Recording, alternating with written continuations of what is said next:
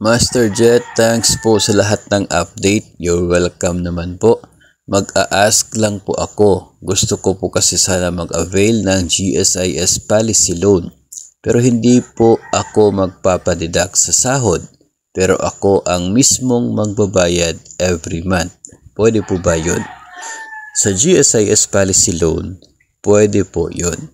Pwede na mag-avail ka ng policy loan na hindi nagpapadeduct sa sahod. Walang deduction sa sahod mo and ikaw mismo yung magbabayad. Pwedeng direkta sa office ng GSIS, pwede rin gamit ang iyong GSIS Touch, pwede kang magbayad ng kahit anong loan including policy loan.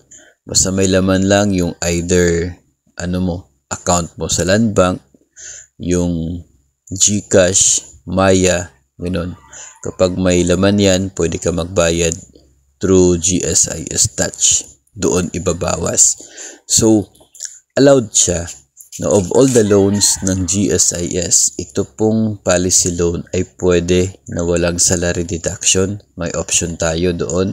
Sa pag-apply natin ng policy loan, mayroon pong lalabas, kung sa GSIS Touch may lalabas po doon na tanong kung magkano ang willing mo na maging deduction sa sahod intended for that policy loan. Kung hahayaan po ninyo yung 0 na nandoon, then it means wala pong salary deduction from you para po sa loan na yon. So, ang mangyayari, ikaw talaga yung magbabayad.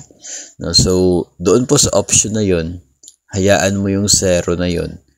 At yun na po yung signal. Yun na po yung magiging basis ng AAO at ng GSIS na hindi ka nila sisingilin from your salary para po sa inyo pong policy loan. Bakit may ganoon na option? Kasi ito pong policy loan natin, meron na po siyang parang collateral sa GSIS. Meron na tayong naipon na value ng atin pong policy sa kanila.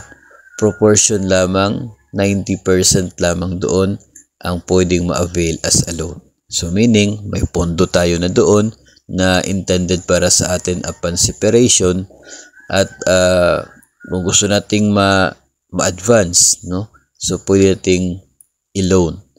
Yun ang nagsisilbing collateral. Kapag hindi natin binayaran yung policy loan, yung naipon na value ng policy, yun ang magsisilbing pambayad.